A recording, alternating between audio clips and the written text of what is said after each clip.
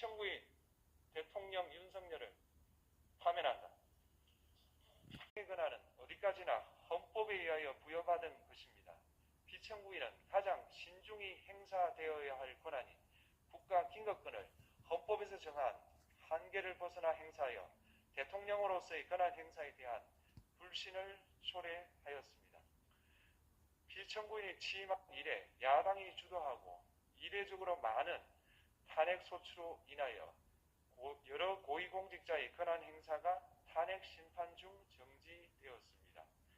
2025년도 예산안에 관하여 헌정사상 최초로 국회 예산결산특별위원회에서 정액 없이 감액에 대해서만 야당 단독으로 의결하였습니다.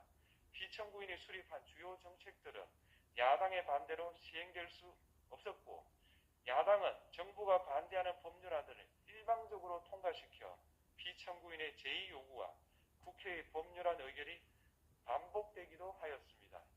그 과정에서 피청구인은 야당의 전횡으로 국정이 마비되고 국익이 현저히 저해되어 가고 있다고 인식하여 이를 어떻게든 타개하여야만 한다는 막중한 책임감을 느끼게 되었을 것으로 보입니다.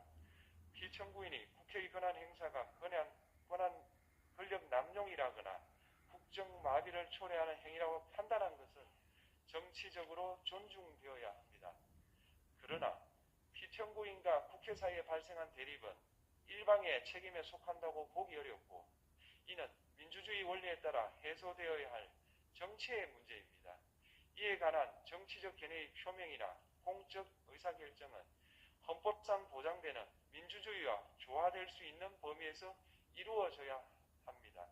국회는 소수 의견을 존중하고 정부와의 관계에서 관용 그리고 자제를 전제로 대화와 타협을 통하여 결론을 도출하도록 노력하였어야 합니다.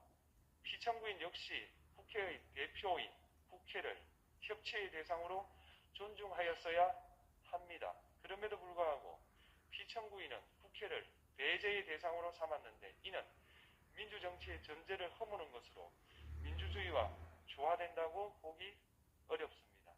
피청구인은 국회의 권한 행사가 다수의 횡포라고 판단했다 하더라도 헌법이 예정한 자구책을 통해 견제와 균형이 실현될 수 있도록 하였어야 합니다.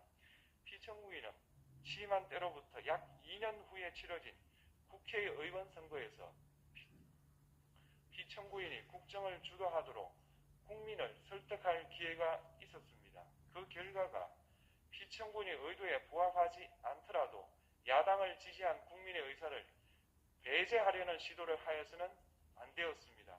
그럼에도 불구하고 피청구인은 헌법과 법률을 위반하여 이 사건 계엄을 선포함으로써 국가 긴급권 남용의 역사를 재현하여 국민을 충격에 빠뜨리고 사회, 경제, 정치, 외교 전반 전 분야의 혼란을 야기하였습니다. 국민 모두의 대통령으로서 자신을 지지하는 국민을 초월하여 사회 공동체를 통합시켜야 할 책무를 위반하였습니다. 국경을 동원하여 국회 등 헌법기관의 권한을 훼손하고 국민의 기본적 인권을 침해함으로써 헌법소의 책무를 저버리고 민주공화국의 주권자인 대한국민의 신임을 중대하게 배반하였습니다. 결국 피청구인의 위법 행위는 국민의 신임을 배반한 것으로 헌법소의 관점에서 용납될 수 없는 중대한 법 위반 행위에 해당합니다. 피청구인의 법 위반 행위가 헌법 질서에 미친 부정적 영향과 파급 효과가 중대하므로 피청구인을 파면함으로써 얻는 헌법소의 이익이 대통령 파면에 따르는 국가적 손실을 압도할 정도로 크다고 인정됩니다. 이에 재판관 전원의 일치된 의견으로 주문을 선고합니다. 탄핵 사건이므로 선고 시각을 확인하겠습니다. 지금 시각은 오전 11시 22분입니다. 주문, 피청구인 대통령 윤석열을 파면한다.